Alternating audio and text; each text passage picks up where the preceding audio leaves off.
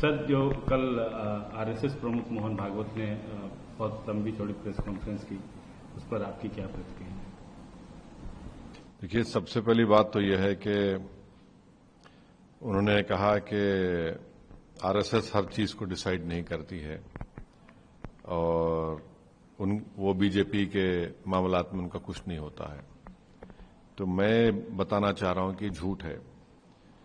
RSS का central publication house है सुरुचि प्रकाशन, उसने एक किताब 1997 में छापी थी जिसका नाम था परम वैभव के पथ पर, जिसमें उन्होंने 40 ऑर्गेनाइजेशन का जिक्र किया जिसको आरएसएस ने क्रिएट किया मुख्तलिफ काम के लिए, और बीजेपी का भी उसमें जिक्र है कि पॉलिटिकल ऑर्गेनाइजेशन है जिसमें एबीवीपी है, हिंदू जागरण मंच है, विश्व हिंदू परिषद है, स्वदेशी जागरण मंच है, संस्कार भारती है।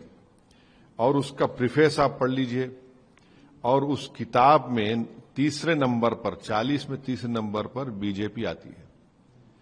और गोलवालकर ने अपनी स्पीच में कहा था कि हम लोग, उस वक्त जनसंघ थी, बीजेपी तो नहीं थी, गोलवालकर ने अपनी स्पीच में कहा था कि हम इस तरह के ऑर्गेनाइजेशंस में अपने लोगों को भिजाते हैं और वहां पर उनसे काम करवाते हैं।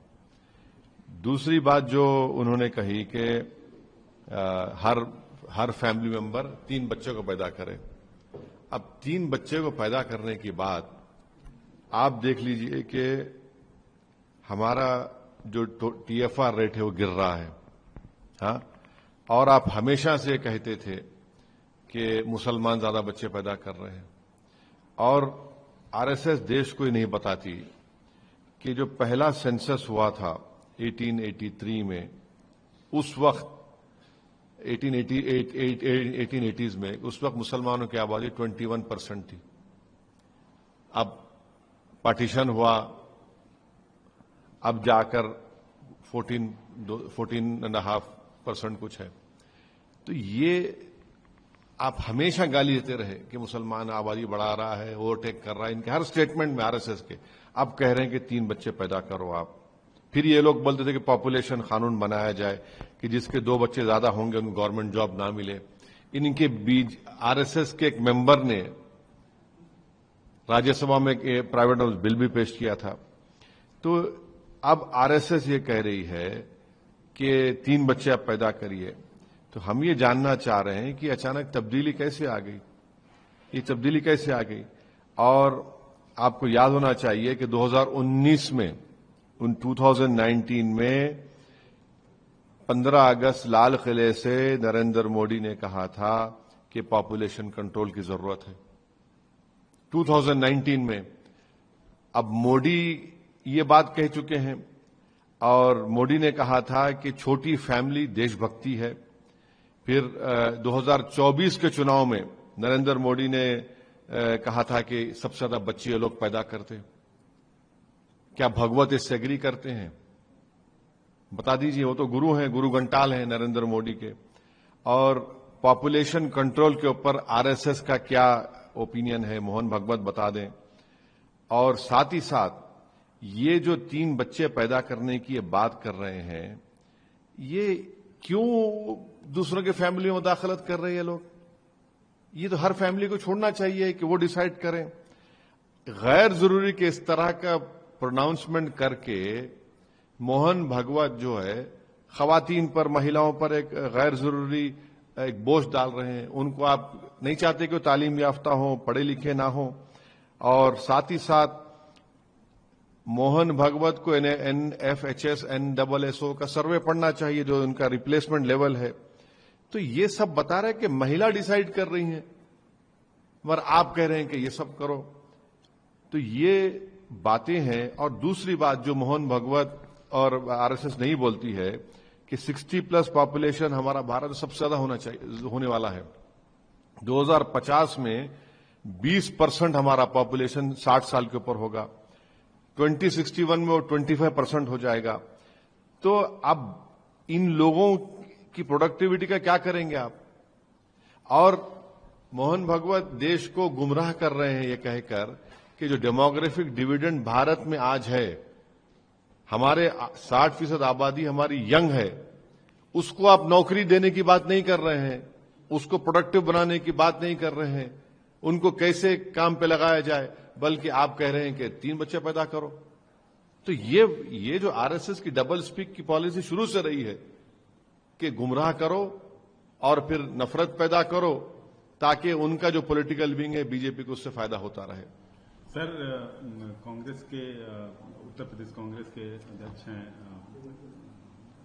انہوں نے ایک بیان دیا ہے اجے رائے نے آر ایس ایس کو لے کر کہ یہ رنڈور کی فوج ہے، اس پر آپ کی کیا پرتکریا ہے؟ نہیں، یہ اب وہ جو بھی جس کسی پارٹی کا نیتا اس طرح کی بات کرتا ہے ان کو بولنی چاہیے، مگر یہ بات سچ ہے نا کہ یہ لوگ زیادہ تر لوگ آر ایس ایس کی شادی نہیں کرتے ہیں. اب ان کا پرسنل ڈیسیشن ہے، وہ ان کو جانے، مگر زیادہ تر یہ لوگ نہیں کرتے ہیں شادی، سنگل رہتے ہیں، بیچلر رہتے ہیں. یہ ہے. اور پھر آپ یہ رہتے ہوئے آپ بول رہے ہیں کہ آپ مہیلاؤں سے کہہ رہے ہیں کہ 3 بچے پیدا کریے، اور آپ یہ نہیں بتا رہے ہیں کہ بھائی 2050 تک ہماری آبادی 2050 میں ہماری 60+ لوگوں کی آبادی 20% ہو جائے گی. اب آپ دیکھیے 75 سال کی بات تو کر دیے کہ نہ میں ریزائن کروں گا نہ کسی کو میں نے کہا ہے. بھائی آپ جب 75 سال کے آپ پہنچ چکے ہیں، 2050 میں 20% آبادی ہماری 60 سال کے اوپر کی ہوگی، 25% آبادی 60 سال کے اوپر 2031 میں ہوگی. ارے آپ اس پر تو بول دیجئے کچھ کہ اتنا بڑا جب دیش پر بوجھ ہوگا، اتنے لوگ جب بزرگ ہو جائیں گے، ان کا کیسے چلے گا؟ ان کا کیا کرنے والے ہیں آپ ان کے لیے؟ یہ اجر ہے جو بیان دیا. نہیں، وہ ان کو بتائیں، وہ بول سکیں، ہم کیوں بولیں گے؟ ہم یہ راجنیتی میں اس طرح کے بیان دینا. اب بھائی ان سے پوچھ لیجئے نا، اسدالدین اویسی سے کیوں پوچھ رہے ہیں؟ مگر آر ایس ایس کے بہت سے لوگ، وہ لوگ تو میرے خیال سے بیچلر رہنا بہت پسند کرتے ہیں. سر، مہوا موئترا ہیں، انہوں نے ایک بیان دیا ہے گृह منتری کے بارے میں کہ ان کا سر کاٹ کے ٹیبل پہ رکھ دینا چاہیے. کس پس منظر میں دیا انہوں نے کہ اس میں کیا تھا؟ اس کو کیوں بولنا پڑا ان کو اس طرح کی بات؟ میرا ماننا یہ ہے کہ اس طرح کا وہ دیش کے گृہ منتری ہیں، ہم سخت ان کے مخالف ہیں آئیڈیالوجیکلی، اور جب تک ہم زندہ رہیں گے اس آئیڈیالوجی کے خلاف ہم لڑتے آئے، لڑتے رہیں گے. مگر اس طرح کا انہوں نے بیان دیا ہے تو مہوا موئترا کو بتانا چاہیے کہ وہ کیوں اتنا گمبھیر بیان انہوں نے دیا، اس طرح کا بیان دیا.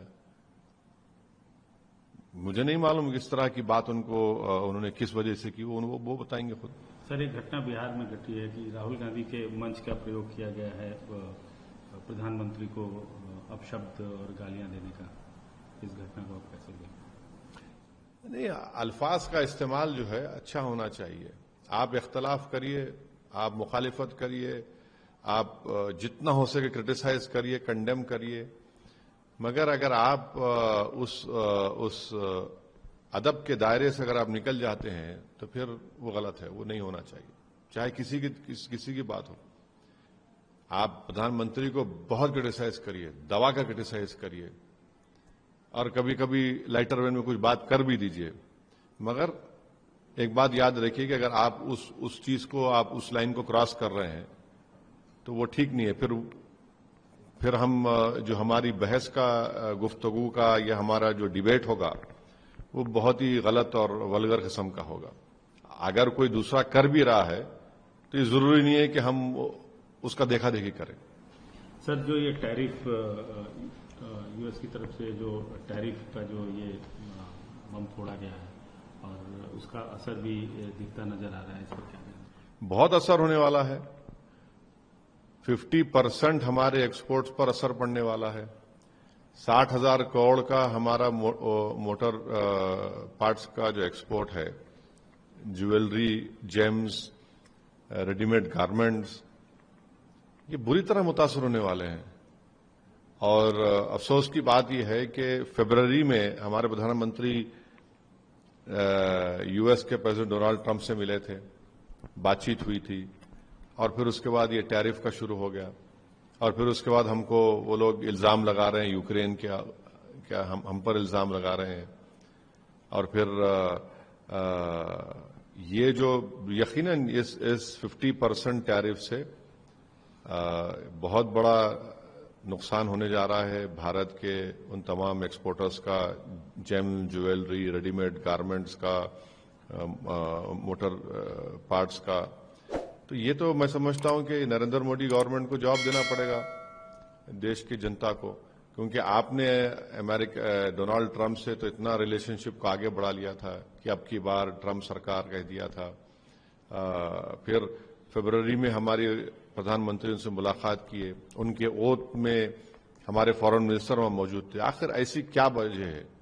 اور مودی سرکار کو جواب دینا ہے کہ جن لوگوں کا بھی نقصان ہونے جا رہا ہے ان کے لیے سرکار کیا کرنے والی ہے، ان کو کیسے ان کو راحت دلائے گی، ان کو کیسے ان کی مدد کرے گی.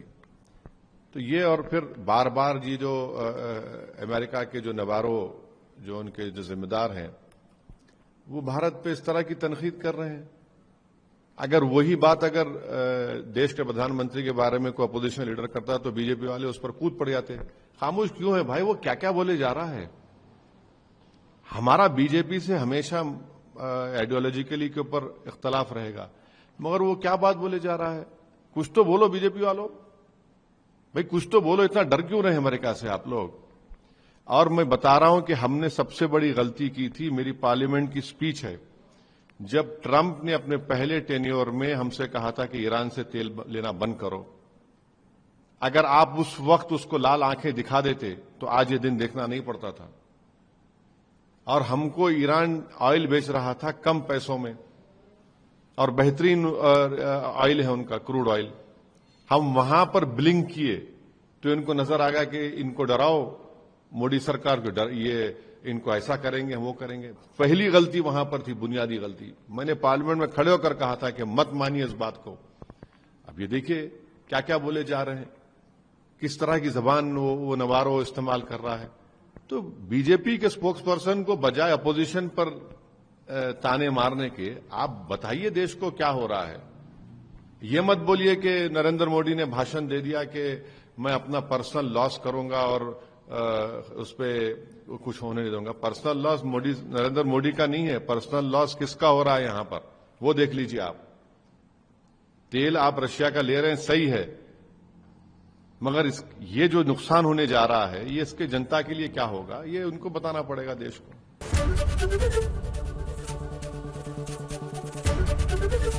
ABP گنگا، خبر آپ کی، زبان آپ کی.